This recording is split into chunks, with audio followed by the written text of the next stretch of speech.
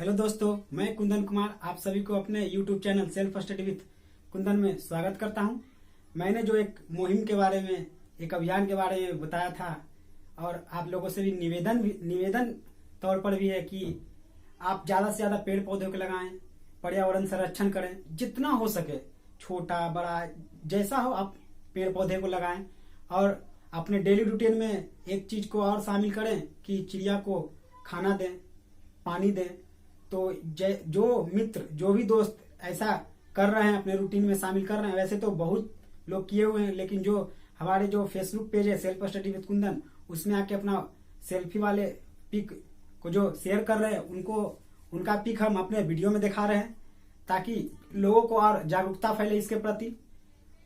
और अगर हमारा चैनल आप लोगों को अच्छा लगे तो लाइक करें, सब्सक्राइब करें और ज्यादा से ज्यादा शेयर करें ताकि ज्यादा से ज्यादा स्टूडेंट को इसका फायदा मिल सके। आज हम देखेंगे चैप्टर नंबर 3 को, मानव नेत्र को, उसके बाद वायुमंडलीय अपवर्तन को, उसके बाद वर्ण विक्षेपण को। ये चैप्टर नंबर 3 में 3 टॉपिक और इसके अंतर्गत जो भी टॉपिक्स आएंगे उसको हम लोग देखेंगे। और आज इस वीडियो के माध्यम से, यानी ये जो वीडियो है, इसमें जो टॉपिक कवर करने वाले हैं वो है मानव नेत्र, और यानी कि मानव नेत्र की संरचना को देखेंगे। मानव नेत्र में जो भाग होते हैं उनका बारे में पढ़ेंगे।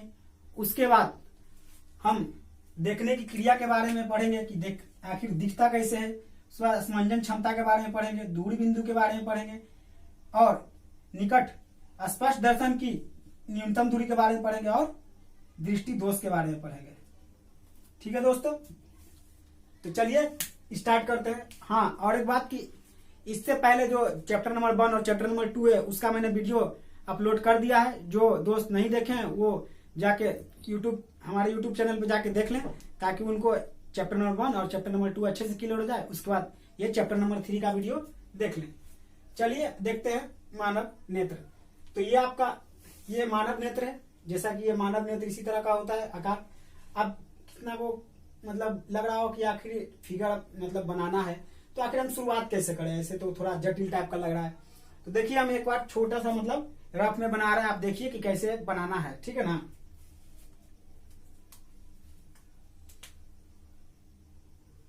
ये लेंस हो गया। उसके बाद ये आपको यहां से, जिसको बोलते हैं एक्सप्लोरेटरी, ये ऐसे कर देना है। ठीक है। उसके बाद फिर एक और लाइन, ये ऐसे, फिर एक और लाइन से ले जाना है। फिर उसके बाद यहां से एक और निकालना है जिसको कोराइड बोलते हैं। ये भी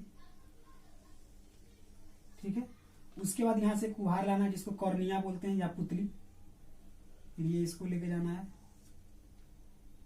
देखिए कितना आसान था ना। ऐसे देखने में कितना कॉम्प्लिकेटेड लग रहा होगा, कितना जटिल लग रहा होगा। अब क्या करें इसको, जब इसको थोड़ा पेंसिल से, आप जब नोट में बनाए तो इसको पेंसिल से थोड़ा डार्क कर दे, कलर कर दे ताकि देखने में अच्छा लगे। इसको अंदर वाले को और ये बाहर वाले को, बीच वाले को ना भी करें जैसे कि मैंने किया है। ठीक है, तो इस तरह से बना ले। उसके बाद विभिन्न इसके जो नेत्र में जो भाग होते हैं उनको देखेंगे। तो सबसे पहले देखिए कोराइड, इसको देखते हैं। स्क्लेरोटिक को देखते हैं। तो ये देखिए, ये नेत्र का क्या है, नेत्र का सबसे बाहरी भाग है। और जब बाहरी भाग है तो नेत्र क्या होता है, नाजुक होता है। ऐसे तो पूरा ही नेत्र नाजुक होता है, लेकिन मतलब तुलनात्मक देखते हैं तो अंदर ये द्रव होता है, ये ज्यादा नाजुक होता है। तो अगर ये बाहर है तो बाहर, तो अगर प्राकृतिक रूप से भी देखें तो बाहर है तो बाहरी है तो उसको कठोर होना चाहिए। क्यों? ताकि वो बाहरी जो चीज है उससे उसको अंदर वाले की रक्षा करे। तो ये समझिए, तो जो ये है स्क्लेरोलेटरी की होते क्या होता है, नेत्र का बाहरी भाग है और सफेद मोटे परत का बना होता है। ठीक है। इसका काम क्या होता है, नेत्र के आकार को बनाए रखना। आकार जो है उसको बनाए रखना, छोटा बड़ा ना हो, इसके लिए वो उसके आकार को बनाए रखना इसका काम होता है। उसके बाद क्या काम होता है कि नेत्र के भीतरी भाग की सुरक्षा करना। ठीक है। उसके बाद देखे आते हैं कोराइड। तो ये क्या करता है, ये स्क्लेरोलेटरी के ठीक नीचे है। ठीक है। तो इसका काम होता है कि नेत्र के अंदर जो आंतरिक परावर्तन होता है उसको समाप्त करना। आंतरिक परावर्तन कहने का मतलब कि जैसे अभी पिछले चैप्टर में मैंने आप लोगों को बताया था कि जब सघन माध्यम से विरल माध्यम की ओर कोई प्रकाश जाती है या विरल से सघन की ओर जाती है तो क्या होती है, अभिलंब की ओर कभी मुड़ जाती है तो कभी अभिलंब से दूर जाती है, तो क्या होता है ऐसे में, क्या होता है जो किरण का जो डायरेक्शन है क्या होता है, दिशा जो होता है चेंज होता है। तो वैसा हमारे नेत्र के अंदर ना हो, इसके लिए ये कोराइट क्या करता है, उसके जो अपवर्तन होता है उसको समाप्त कर देता है। उसके बाद आते हैं रेटिना। तो रेटिना क्या होता है, तो नेत्र में ये सबसे, देखिए ये तो ये आपका मध्य भाग वाला होगा, ये सबसे भीतरी भाग, और बाहरी आपका ये था स्क्लेरोटिक। तो रेटिना क्या होगा कि नेत्र के सबसे भीतरी भाग को, नेत्र के सबसे भीतरी भाग को रेटिना कहते हैं। और इसी पे जो वस्तु का, किसी भी वस्तु का जो प्रतिबिंब होता है जो इसी पे बनता है, ठीक है दोस्तों। और रेटिना का दो भाग होता है, एक आपका पीत बिंदु, एक अंध बिंदु। तो रेटिना पे ही एक पीला, ठीक ना, रंग का बिंदु होता है जिसको पीत बिंदु कहते हैं। जब इस पे प्रतिबिंब बनता है तो क्या वो स्पष्ट रूप से, बहुत अच्छे, अधिक स्पष्ट रूप से दिखाई देता है। टेक्निकल भाषा में समझे तो HD क्वालिटी में, ठीक है, दिखाई देता है। और उसका एक जो पार्ट है अंध बिंदु, तो अगर इस पे प्रतिबिंब बनेगा तो आपको नहीं दिखाई देगा। उसके बाद आते हैं लेंस। तो लेंस क्या है, देखिए ये लेंस क्या है, तो लेंस है एक ये क्या है कि पारदर्शी पदार्थ का बना हुआ होता है, जो मानदंड नेत्र में कैसा होता है, ये उत्तल लेंस होता है, ठीक है। तो अब चलिए इसको देखते हैं अब अच्छे से। एक बार थोड़ा सा डिटेल मैंने बता दिया शॉर्ट में, मतलब उसका थोड़ा डिटेल में अब देखते हैं। तो देखिए ये आपका स्क्लेरोलेट्रिक हो जाएगा। नाम लिखने का जब फिगर आप बनाएं, एग्जाम में आपको क्या पूछा जाएगा कि डायरेक्ट पूछ दिया जाता था, बस आपका सिर्फ नेत्र का मतलब फिगर बनाइए, चित्र बनाइए, उसमें सिर्फ उसका भाग क्या क्या है उसको दिखा दीजिए। तो ये सिर्फ इतना करने से आपको 5 नंबर मिल जाएगा, बस इतना आपको बना देना है और अच्छे से इसका नाम दिखा देना है। नाम लिखने के ऐसा नहीं कि नेत्र बना दी तो इधर इधर इधर, मतलब सब डायरेक्शन में नाम नहीं दिखाना है, अच्छे से एक तरफ इधर और एक तरफ इधर, ताकि फिगर मतलब साफ सुथरा और अच्छा दिखे, ताकि एग्जामिनर आपको देखता ही उनको मतलब साफ सुथरा लगे तो आपको नंबर अच्छा दे। तो मैंने एक लाइन इधर ले लिया, एक लाइन इधर ले लिया। तो ये आपका जो बाहरी भाग इसको स्क्लेरोटिक कर देंगे, उसके नीचे हो जाएगा कोराइड, फिर वो आपका पीत बिंदु है जो रेटिना का ही भाग है, ये भीतरी भाग रेटिना, फिर ये अंध बिंदु। अब इधर देखते हैं, ये जो है, ये जो आपका ये जो है, ठीक ना, ये वाला इसको बोलेंगे सिलियरी पेशिया, ठीक है। तो इसका क्या काम होता है, ये देखिए ये नेत्र को ऐसे, ये लेंस को ऐसे पकड़े हुए है, ठीक है। तो इसका काम होता है ना कि समय समय पे लेंस को कभी दबाना, कभी मतलब उसको क्या होता है, उसको जो लेंस का जो स्थिति होता है उसको मतलब कि बनाए, मतलब उसको प्रतिबिंब के अनुसार उसका लेंस का स्थिति को बनाना। उसके बाद ये कॉर्निया, तो बाहरी भाग को कॉर्निया कहते हैं, ठीक है, जिसको पुतली भी कहते हैं। और कॉर्निया और देखिए लेंस के बीच में जो खाली जगह है इसमें द्रव होता है, इसको जलीय द्रव भरा हुआ होता है। उसके बाद ये देखिए ये जो है एक जो बीच वाला है ये लाइन, वहां पे जाके एक ऐसे देखिए पकड़े, ये जैसा, ये चूटा जैसा है, इसको बोलते हैं आपको आइरिस। क्या बोलते हैं, आइरिस इसको बोलते हैं। और ये जो आपका हो गया ये बीच में ये लेंस है, तो कैसा लेंस है, ये उत्तल लेंस। और पूरे नेत्र में जो ये बीच में इसमें कांचल द्रव भरा रहता है। कौन सा द्रव, कांचल द्रव, ठीक है। तो यहां तक फिगर आपने समझ लिया होगा, उसके भाग को समझ लिया होगा। अब थोड़ा उसके नेत्र के जो भाग है उसके और डिटेल में देखते हैं, ठीक है, उसको अच्छे से देखते हैं। तो स्क्लेरोलेट्रिक, जैसे जिसको दृढ़ पटल बोलते हैं, जैसे अभी हमने बताया था कि नेत्र का ये सबसे क्या होता है, बाहरी भाग होता है, ठीक है। और ये सफेद तथा अपारदर्शी कठोर परत का बना हुआ होता है। और इसका कार्य क्या होता है, नेत्र के आकार को बनाए रखना, उसके बाद उसकी भीतरी भाग को सुरक्षा करना। तो ये स्क्लेरोलेट्रिक का काम होता है। कोरोइड का काम क्या होता है कि देखिए ये स्क्लेरोलेट्रिक के ठीक नीचे है, ठीक है, तो ये इसके नीचे होता है, ठीक। और इसका काम होता है कि जो नेत्र के अंदर जो आंतरिक परिवर्तन होता है उसको क्या करना है, उसको आंतरिक परिवर्तन को समाप्त करना, ठीक है दोस्तों। अब आते हैं रेटिना। तो रेटिना क्या है कि रेटिना नेत्र की सबसे भीतरी भाग को कहते हैं, ठीक है। और किसी वस्तु का प्रतिबिंब इसी पे बनता है। और रेटिना के मुख्य दो भाग होते हैं, एक पीत बिंदु और एक अंध बिंदु। तो पीत बिंदु को देखते हैं। तो पीत बिंदु क्या हुआ कि रेटिना पर एक गोल पीला बिंदु होता है, ठीक है, जिसका पीत बिंदु कहते हैं। और किसी भी वस्तु का प्रतिबिंब इसी पे बनता है। और तब वस्तु क्या होता है, अधिक स्पष्ट दिखाई देता है। जब इस पे बनता है वस्तु अधिक स्पष्ट दिखाई आपको दिखेगा। अंध बिंदु, किसी वस्तु का प्रतिबिंब जब इस पे बनता है तो वस्तु क्या होती है, दिखाई नहीं पड़ती है। पीत बिंदु पे अगर बनेगी प्रतिबिंब तो दिखाई देगी स्पष्ट रूप से, अंत बिंदु पे तो नहीं दिखेगी। तो ये पीला कलर का होता है, पीला रंग का होता है लेंस। तो नेत्र में पारदर्शी कोशिकाओं से बना हुआ, ठीक है, नेत्र में पारदर्शी कोशिकाओं का बना हुआ उत्तल लेंस होता है। ऑब्जेक्टिव, इससे बहुत सारे ऑब्जेक्टिव निकल के आते हैं, ठीक ना। तो ऑब्जेक्टिव सब्जेक्टिव से आते हैं, जैसे कि मान लीजिए एक ऑब्जेक्टिव जैसे एग्जांपल है बताता हूँ कि पूछ देगा कि मानव नेत्र में प्रतिबिंब कहाँ पे बनता है, तो उसका आंसर आपको रेटिना में देना होगा, ठीक है। तो रेटिना पे बनता है। तो यहां तक क्लियर होगा। चलिए दोस्तों, आप देखते हैं सिलियरी पेशिया, ठीक है। तो सिलियरी पेशिया देखिए, सिलियरी पेशिया आपका ये यहाँ पे है, ये दोनों, तो ये लेंस से ऊपर और नीचे जुड़ा हुआ है, ठीक है। और ये समय समय पे क्या करता है, इस पे दबाव डालता है। दबाव इसलिए डालता है ताकि विभिन्न दूरियों पर जो वस्तु रखा हुआ है उसका प्रतिबिंब किसी भी हालत में ये रेटिना पे ही बने, ठीक है। इसीलिए इसको समय समय पे दबाव डालता है। चलिए देखते हैं। तो नेत्र लेंस सिलियरी पेशिका द्वारा ऊपर नीचे जुड़ा होता है। जो नेत्र लेंस है, ठीक है, वो ऊपर नीचे इसी से जुड़ा हुआ होता है। यह नेत्र लेंस पर आवश्यकता अनुसार क्या करता है, दबाव डालता है। क्यों डालता है वो समझिए, ताकि फोकस दूरी जो है, फोकस दूरी परावर्तित करता है। फोकस दूरी परावर्तित करता क्या होता है, दबाव डाल के, ताकि जो विभिन्न दूरी पर जो वस्तु स्थित होता है उसका प्रतिबिंब क्या रेटिना पर ही बने, ठीक है। ये क्या करता है कि आवश्यकता अनुसार उस पर दबाव डालता है, ठीक है, ताकि जो फोकस दूरी परावर्तित होके, ठीक, जो विभिन्न दूरी पर वस्तु रखा हुआ उसका किसी भी हालत में जो प्रतिबिंब रेटिना पे ही बने। जैसे एग्जांपल में समझिए, जैसे हम लोग कभी दूरबीन को यूज करते होंगे, ठीक है, तो दूरबीन हम देखते हैं, ठीक, तो ज्यादा डिस्टेंस कवर करना पड़ता है, तो हम लोग क्या उसको ऐसे से नचाते हैं, ठीक। तो उसमें क्या होता है, लेंस कभी थोड़ा आगे पीछे नचाने पर क्या होता है, वो आगे पीछे जाता है, ठीक है। तो इस तरह से मतलब स्थिति एडजस्ट करके हम लोग क्या दूरबीन से किसी दूर स्थित वस्तु को हम लोग देखते हैं। लेकिन आंख में तो ऐसा चीज हो नहीं सकता है, तो नेत्र में हो सकता है। तो इसीलिए क्या होता है, उसके अंदर सिलियरी पेशिया होती है जो लेंस को आवश्यकता अनुसार क्या करती है, दबाती है। समझ गए दोस्तों, ताकि जो विभिन्न दूरियों पर जो वस्तु रखा हुआ है, जो फोकस दूरी उसको परावर्तित करके और जो प्रतिबिंब हो किसी भी हालत में वो रेटिना पे ही बने, ठीक है। रेटिना पे बनेगा तभी दिखेगा, नहीं बनेगा तो नहीं दिखेगा।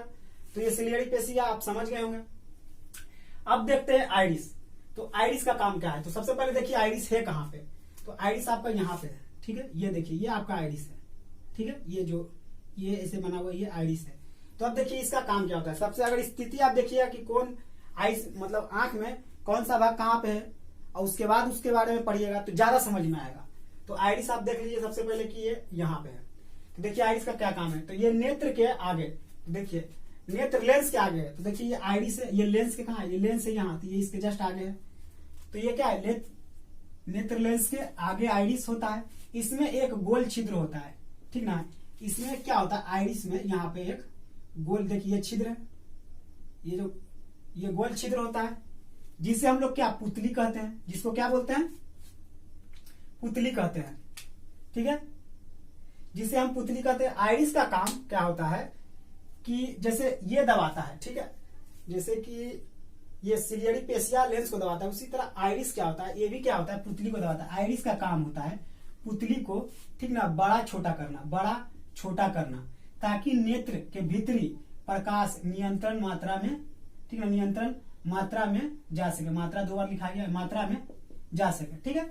तो समझिए आइरिस का काम क्या होता है, ये नेत्र लेंस के आगे होता है आइरिस, ठीक है, और इसमें एक छिद्र होता है, ठीक है, एक छिद्र होता है गोल, जिसे हम लोग क्या कहते हैं, पुतली कहते हैं। और ये क्या करता है कि इसके पर क्या होता है, पुतली को बड़ा छोटा करता है, ताकि नेत्र के जो भीतरी जो प्रकाश का जाएगा वो नियंत्रित मात्रा में जाए, ठीक है। जैसे कि मान लीजिए, तो पुतली से होके वो प्रकाश जाएगी तो उसको छोटा बड़ा करेगी, ताकि जो प्रकाश है वो नियंत्रित मात्रा में जा सके। ये आइरिस का काम होता है। अब इस पे भी एक एग्जांपल समझिए। जैसे हम लोग कभी धूप से आते हैं तो अपने कमरे में जाते हैं, तो जो कमरा का जो वस्तु है वो तत्काल हमको दिखाई नहीं पड़ता, थोड़ा टाइम लगता है दिखने में। बेस्ट एग्जांपल आप समझे, बहुत अच्छा एग्जांपल देखें तो सिनेमा हॉल तो सभी गए होंगे। तो सिनेमा हॉल जब हम लोग शुरू में प्रारंभ करते हैं, मतलब जब इंटर करते हैं सिनेमा हॉल में, तो क्या होता है, हम कभी तो मतलब सीढ़ी ऐसे मतलब छू के चलना पड़ता है, या तो जो वहां पे आपको जो गार्ड करने वाला रहेगा वो आपको हाथ पकड़ के ले जाके आपको सीट पे बैठाएगा। तो उस समय आपको कुछ नहीं दिखेगा, लेकिन धीरे धीरे आपको सिर्फ दिखेगा तो क्या दिखेगा, मतलब पर्दा पे जो सिनेमा चल रहा है वो दिखेगा। लेकिन जैसे जैसे आप धीरे धीरे वहां पे बैठिएगा, धीरे धीरे आपको सब कुछ दिखेगा। तो वैसा क्यों होता है? तो होता क्या है कि जब हम अधिक प्रकाश में होते हैं तो ये जो छिद्र होता है ना, ये जो पुतली होता है, वो बड़ा क्या होता है, बड़ा रहता है, क्योंकि बड़ा रहता है, ज्यादा लाइट जा रहा है। अब क्या होता है, बड़ा रहता है तो हम अचानक अब कम लाइट में गए, तो क्या है, मेरा जो पुतली का जो साइज है वो तो बड़ा है, ये बड़ा है, तो जो प्रकाश क्या हो रहा है, ये तो जो थोड़ा प्रकाश है, तो ये क्या हो रहा है कि ये जा रहा है, तो क्या है, फैल के जाएगा। जिस वजह से क्या होता है कि वस्तु हमें ठीक नहीं दिखती है, धुंधला दिखती है। लेकिन जैसे जैसे ये पुतली का साइज छोटा होता है, ठीक है, क्योंकि प्रकाश को क्या, इसका काम ही होता है छिद्र को छोटा बड़ा करना, ताकि वो प्रकाश नियंत्रित मात्रा में जा सके। तो फिर धीरे धीरे क्या होता है, एडजस्ट होता है, अपनी स्थिति में आता है, तो कम लाइट रहता है। तो जैसे जैसे अब थोड़ा उसका पुतली का साइज छोटा होता है, तो धीरे धीरे हमको वस्तु क्लियर दिखने लगती है। जैसे सिनेमा हॉल में भी थोड़ा देर के बाद सब कुछ दिखने लगता है। तो ये आप लोग अच्छे से समझ गए होंगे आइरिस, उसके बाद सिलियरी पेशिया समझ गए होंगे। अब आते हैं कॉर्निया। तो कॉर्निया कहाँ है, तो देखिए कॉर्निया यहाँ, तो ये कॉर्निया है कहाँ, तो आपको ये यहाँ पे, तो सबसे बाहरी भाग में है, लेंस के आगे, तो नेत्र के आगे, ठीक है, ये नेत्र के आगे उभरा हुआ एक भाग कॉर्निया कहलाता है। तो नेत्र के आगे ये जो उभरा हुआ भाग है, ठीक है, ये जो आंख के आगे जो ये उभरा हुआ जो ये भाग है, उसी को कॉर्निया कहते हैं, ठीक है। नेत्र के भीतर प्रकाश इसी से होकर प्रवेश करता है। प्रवेश करने का मतलब सबसे पहले प्रकाश कहां से इंटर करता होगा, तो बाहरी भाग में, तो इसी से करता होगा, मतलब नेत्र में, ठीक ना, कॉर्निया से ही प्रकाश क्या होता है, इसमें प्रवेश करता है। ठीक है दोस्तों, यहां तक समझ गए। अब देखते हैं कि आपका कांचल द्रव और यहाँ पे होता है जलीय द्रव, ये जो यहाँ पे, तो कांचल द्रव और जलीय द्रव कहेंगे किसको। देखिए यहाँ पे लेंस और कॉर्निया के बीच में जो द्रव है उसको हम लोग क्या बोल रहे हैं, जलीय द्रव। और लेंस, और यहाँ पे देखिए ये रेटिना है, जो भीतरी भाग है रेटिना, और यहाँ पे लेंस, और बीच में ये है, तो लेंस और रेटिना के बीच में जो द्रव है उसको कांचल द्रव बोल रहे हैं। तो यहाँ पर देखिए उसी चीज को जलीय द्रव और कांचल द्रव। तो नेत्र में लेंस और कॉर्निया के बीच को जलीय द्रव कहेंगे, सही बोले, लेंस और ये कॉर्निया के जो बीच में उसको जलीय द्रव बोलेंगे, ठीक है। तथा लेंस और रेटिना के बीच में जो होगा उसको कांचल द्रव बोलेंगे। और अभी बोलेंगे जैसे जो लेंस और ये रेटिना, ठीक है, इसके बीच में जो जल है उसको, जो द्रव है उसको कांचल द्रव बोलेंगे, ठीक है। ये दोनों प्रकाश के अपवर्तन में नेत्र की मदद करता है। ये दोनों क्या करता है, जो प्रकाश का अपवर्तन होता है उसमें क्या होता है, नेत्र की मदद करता है। तो इतना सारा ये नेत्र में भाग होता है, ठीक है, जिसके बारे में हम लोगों ने देख लिया, आप लोग को अच्छे समझ में भी आ गया होगा। तो नेत्र के बारे में देख लिए, नेत्र के बारे में देख लिए, नेत्र के भाग के बारे में देख लिए। तो अब देखते हैं कि नेत्र आखिर काम कैसे करता है। काम कैसे करता है का मतलब है कि ये दिखता कैसे, देखने में मतलब ये काम कैसे करता है। तो देखिए,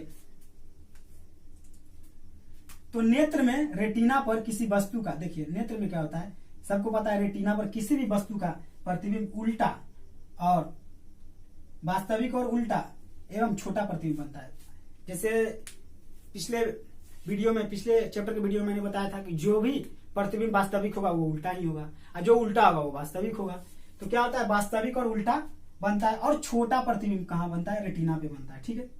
तो ये उल्टा बनता है। उल्टा बनता है कहने का मतलब कि आपको ये इस तरह से बनता है, ठीक, ये ए, लेटर ए है, तो ये उल्टा बना, रेटिना पे ये उल्टा बना। लेकिन मस्तिष्क क्या होता है कि प्रतिबिंब को उलट कर दिखाता है, ठीक है।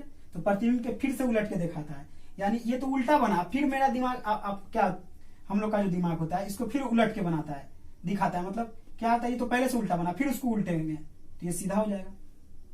तो क्या होता है कि उल्टा प्रतिबिंब बनता है, लेकिन प्रतिबिंब क्या होता है, मस्तिष्क क्या होता है, लेकिन मस्तिष्क उसे प्रतिबिंब को उल्टा करके बतलाती है, जिससे कारण वस्तु हमें सीधी दिखाई पड़ती है। तो वस्तु क्या हो गया, हमको सीधी दिखाई पड़ता है, ठीक है। इसका मतलब ये नहीं समझा कि वस्तु उल्टा है, ठीक है, वस्तु सीधा ही है, लेकिन उसके बाद जो वहां से जो प्रकाश आती है, उसके बाद फोकस दूरी जो मेजर होकर उसके बाद जो प्रतिबिंब बनता है हमारे रेटिना पे, वो उल्टा बनता है। लेकिन मस्तिष्क फिर उसको उलट के हमको बताता है, तो इसलिए हमको क्या होता है, वो सीधा दिखता है, ठीक है। तो एक बार फिर से देखें तो नेत्र कैसे काम करता है। तो सबको पता है कि नेत्र में रेटिना पर किसी भी वस्तु का क्या होता है, वास्तविक, उल्टा और छोटा प्रतिबिंब बनता है, ठीक है। लेकिन ये मस्तिष्क क्या करता है, फिर उसको उलट के हमको बतलाता है, इसलिए हमको सीधा दिखता है। इसका एक और अच्छा एग्जाम्पल समझिए। जैसे यहाँ एक पर्दा है, ठीक, पर्दा है, ये आपका एक, ठीक, ये आपका एक प्रोजेक्टर चल रहा है, ठीक। तो यहाँ से ये फोकस जा रहा है, तो यहाँ पे मान लीजिए प्रोजेक्टर में कोई ए लेटर है, ठीक। प्रोजेक्टर में कोई ए लेटर है, तो ये पता है प्रोजेक्टर में आपको ये यहाँ से उल्टा चलता है, लेकिन ये आपको यहाँ पे सीधा दिखाता है।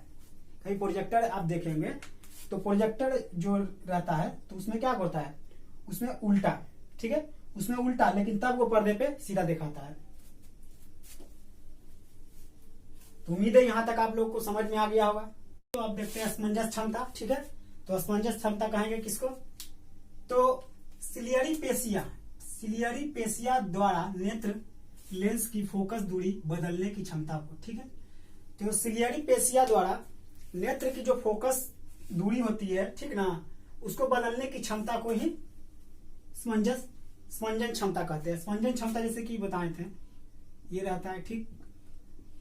उसके बाद सिलियरी पेशिया क्या होता है, ये इस पे दबाव डालता है।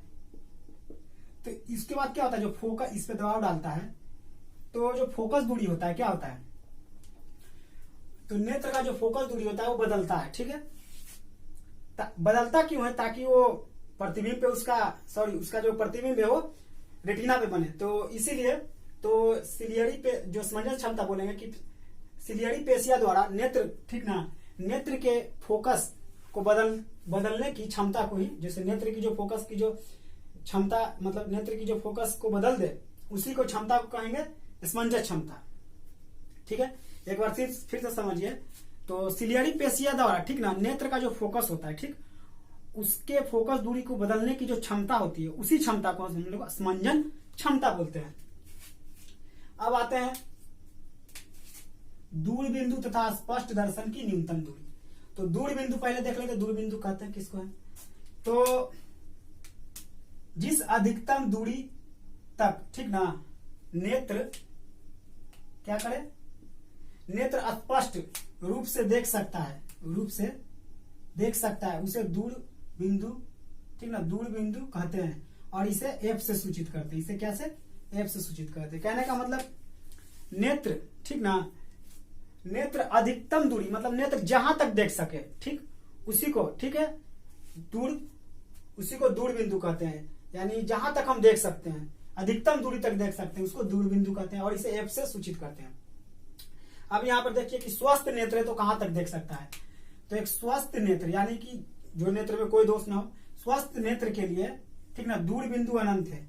मतलब जो स्वस्थ नेत्र है वो अनंत तक देख सकता है, ठीक ना, उसका लिमिट नहीं है, वो अनंत तक देख सकता है। तो अब समझ में आ गया होगा कि नेत्र, ठीक है, जिस अधिकतम दूरी तक नेत्र, ठीक ना, स्पष्ट देख सकता है, यानी साफ देख सकता है, उसी को दूर बिंदु कहेंगे। अब देखते हैं स्पष्ट दर्शन की न्यूनतम दूरी, ठीक है। तो यानी कि न्यूनतम दूरी यानी कम से कम कितना दूरी पर हमको स्पष्ट दिख सकता है, तो कम से कम कितना दूरी पर, तो जिस न्यूनतम दूरी तक, ठीक ना, नेत्र किसी वस्तु को स्पष्ट रूप से देख सकती है, उसे हम लोग क्या कहते हैं, स्पष्ट दर्शन की न्यूनतम दूरी। इसको एन से सूचित करते हैं, ठीक, इसको एन से सूचित करते हैं। अभी देखिए, जिस न्यूनतम दूरी तक, ठीक ना, नेत्र किसी वस्तु को स्पष्ट रूप से देख सके, यानी कम से कम कितना दूरी रखें कि वस्तु उस नेत्र को साफ दिखे, यानी नेत्र उसको साफ। जैसे यहाँ पे देखिए, इतना पे देखना है, ठीक है। तो ये हाथ का लकीर का एग्जांपल, जैसे कि अपना देख सकते हैं ट्राइकर कितना पे दिख रहा है, और एकदम आंख के एकदम क्लोज ले आएंगे तो क्या आपका ये हाथ का लकीर दिखेगा, तो नहीं। तो वही बोल रहा है कि कितना पे ले आए कि मतलब कि हाँ अब स्पष्ट दिख रहा है। तो मतलब जो न्यूनतम दूरी पे स्पष्ट दिखेगा कि कम से कम इतना दूरी पे स्पष्ट अब दिखने लगा, तो आपका न्यूनतम दूरी होगा, स्पष्ट दर्शन की न्यूनतम दूरी। और एक स्वस्थ नेत्र के लिए स्पष्ट दर्शन की न्यूनतम दूरी 25 सेंटीमीटर है, ठीक है। कितना होता है, 25 सेंटीमीटर। तो डायरेक्ट आपको ऑब्जेक्टिव में पूछा जाता है, ठीक है। तो कम से कम 25 सेंटीमीटर की दूरी पर कोई वस्तु हम अपने रखेंगे और स्वस्थ नेत्र है मेरा, तो क्या वो स्पष्ट दिखेगा। यहां तक क्लियर हो गया होगा दोस्तों। अब देखते हैं दृष्टि दोष। तो दृष्टि दोष कितने प्रकार के होते हैं, तो दो प्रकार को, तो अधिकतर सबको पता, ज्यादातर को दो रहता है कि निकट दृष्टि दोष, दूर दृष्टि दोष। लेकिन जो नेत्र का जो दोष है वो 4 तरह का होता है। एक निकट दृष्टि दोष, दूर दृष्टि दोष, एक होता है, ठीक, जड़ा दृष्टि दोष, और एक होता है अबिंदुकता, जिसको दृष्टि वैषम्य भी कहते हैं, यानी एक अबिंदुकता दृष्टि दोष। कितना हो गया? 4, निकट दृष्टि दोष, दूर दृष्टि दोष, जरा दृष्टि दोष, अबिंदुकता दृष्टि दोष। अब देखते हैं निकट दृष्टि दोष। तो देखिए बहुत से स्टूडेंट कंफ्यूज क्या होते हैं डिफिनेशन में, परिभाषा में, कि निकट दृष्टि दोष है। तो निकट दृष्टि दोष कहने का मतलब यानी निकट दृष्टि दोष तो निकट का नहीं दिखता होगा, लेकिन देखिए ठीक है, इसमें क्या समझता होगा कि नजदीक का नहीं दिखता हो, लेकिन निकट दृष्टि दोष है कहने का मतलब कि निकट का आपको ठीक ना साफ दिखेगा, लेकिन ठीक दूर का आपको नहीं दिखेगा।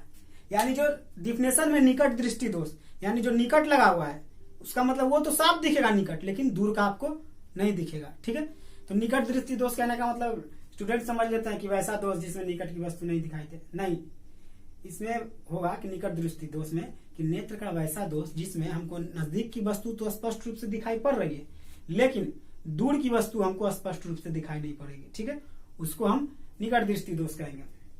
निकट दृष्टि दोष कहने का मतलब कि निकट का तो दिख रहा है, लेकिन निकट का दोष नहीं है। तो देखिए निकट दृष्टि दोष में तो नेत्र का वैसा दोष जिसमें नजदीक की तो वस्तु स्पष्ट दिखाई देती है पर लेकिन दूर की वस्तु स्पष्ट दिखाई नहीं देती है। ठीक है, तो निकट दृष्टि दोष स्पष्ट दिखाई नहीं देने का मतलब है कि ऐसा नहीं कि एकदम साफ ही नहीं दिखता हो, स्पष्ट मतलब कि अच्छे से नहीं दिखाई देता हो। ठीक है, मतलब कितना का होता है कि दूर का नहीं दिखता है, किसी का पेपर पढ़ रहा है न्यूज़पेपर तो पास का नहीं दिखता है, तो जिसका दूर का नहीं दिखता है उसके पास उसको निकट दृष्टि दोष है। ठीक, अब देखते हैं कि निकट दृष्टि दोष देख लिए। ठीक, अब इसका दोष का कारण तो आखिर ऐसा क्यों होता है, तो समझिए ऐसा 2 कारण होता है, 2 पॉइंट है, 2 कारण से मतलब इस तरह का होता है। पहला है कि नेत्र लेंस की फोकस दूरी अगर घट जाए, यानी कि जो फोकस दूरी है वो क्या घट जाए। घट जाए कहने का मतलब देखिए रेटिना यहाँ पे होता है, ठीक है, तो लेंस ये जो है फोकस दूरी ये यहीं पे, यानी फोकस मेरा यहीं पे बन गया। ठीक है, बनना चाहिए कहाँ था, रेटिना पे, अब बन गया जस्ट आगे, तो आगे जब बन गया तो क्या हमको दिखाई देगा, स्पष्ट नहीं दिखाई देगा। तो वही बोल रहा है कि नेत्र लेंस की फोकस दूरी का घट जाना। ठीक है, पहला कंडीशन ये है, पहला ठीक ना शर्त ये है कि अगर घट जाएगा ये फोकस दूरी, जो फोकस यहाँ पे बनना चाहिए तो यहीं पे बन गया, कट गया, तो हमको स्पष्ट नहीं दिखा। दूसरा कि नेत्र का गोलक की लंबाई बढ़ जाए। लंबाई कहने का मतलब कि मान लीजिए कि फोकस दूरी मेरा सही है, ठीक है, फोकस दूरी सही है, मतलब मान लीजिए कि ठीक है जो मेरा रेटिना है यहाँ पे है, ठीक है, लेकिन अगर मेरा ये फोकस ये क्या बोल रहे हैं कि गोलक की लंबाई ये बढ़ जाए, मान लीजिए कि जो यहाँ सही है मेरा फोकस, ठीक है, मान लीजिए फोकस घट नहीं रहा है, पहला में देखें कि फोकस दूरी घट गया, लेकिन अब देख रहे हैं कि एग्जांपल दे रहे हैं कि मान लीजिए यहाँ पे है तो फोकस तो सही रेटिना पे बन रहा है, नहीं दिख रहा है, लेकिन जब ऐसा क्या हुआ कि क्या हुआ ये गोलक जो हमारा लंबाई बढ़ जाएगा। लंबाई कहने का मतलब यहाँ से ये बढ़ के अगर यहाँ पे आ गया, यहाँ पे आ गया तो फोकस तो मेरा वहीं पे बनेगा जो पहले बन रहा था, तो अब रेटिना क्या पे आ जाएगा, यहाँ पे, तो इसमें भी क्या होगा हमको नहीं दिखाई देगा। यानी इससे 2 शर्त से होता है कि नेत्र की फोकस दूरी का घट जाना या इसका नेत्र का गोले, ठीक, गोले का गोलाई लंबा हो जाना। ठीक है, अब इसका देखते हैं उपचार कैसे हुआ। तो उपचार इसमें क्या होता है कि ये हो जाएगा दोष युक्त, ये हो जाएगा उपचारित। इसके लिए क्या करते हैं अवतल, ठीक, निकट दृष्टि दोष के लिए अवतल, ठीक ना, अवतल लेंस वाले चश्मा पेन यूज किया जाता है। इसमें पूछा जाएगा कि निकट दृष्टि दोष में ठीक ना कौन सा लेंस यूज होता है, तो अवतल लेंस। अवतल लेंस क्या काम करता है कि देखिए ये क्या है, चश्मा है जिसमें अवतल लेंस लगा हुआ है, तो ये यहां से आया, ठीक है, इसके बाद क्या करता है ना कि मान लीजिए यहां से तो डायरेक्ट आ रहा था, तो ये यहां से क्या कर रहा है, इसको थोड़ा सा प्रतिबिंब को इधर फैला दे रहा है, ठीक, इधर फैला दे रहा है। जब ये फैल गया तो ये डिस्टेंस थोड़ा ज्यादा कवर करेगा, ये थोड़ा ज्यादा दूर जाएगा। ज्यादा दूर जाएगा मतलब कि क्या, ये रेटिना पे जाएगा। ठीक है, कहाँ जाएगा, रेटिना पे जाएगा। तो जो ये फोकस पहले ही बन जा रहा था रेटिना पे बनेगा, तो क्या हुआ, दिखाई देगा। तो कब, जब अवतल लेंस का चश्मा यूज करेंगे। तो इसीलिए देखते होंगे दोस्तों, जब भी हम लोग मतलब आंख के डॉक्टर के पास यहाँ जाते हैं तो पहले, अब तो मतलब कंप्यूटर से चेक किया जाता, पहले क्या होता था, मतलब ये मतलब कांच मतलब उसमें डालता था फिर निकालता था, मतलब दिखता था कि कितना पे आपको मतलब बन रहा है। उसी तरह मतलब ये इसका मतलब अलग अलग पावर का मतलब यहाँ पे चेक करता है, तो जिस पावर पे मतलब जाके वहां पे मतलब स्पष्ट दिखने लगा, मतलब कि उस वे पे यहाँ पे बनने लगा। तो जिस पावर का वो अब तक मतलब लेंस होता है वहां पे अगर बनने लगता है तो उतना ही पावर का आपको चश्मा बना के दे दिया जाता है। तो आगे वीडियो में देखेंगे और जो 3 दोस्त है उसके बारे में देखेंगे। ठीक है दोस्तों।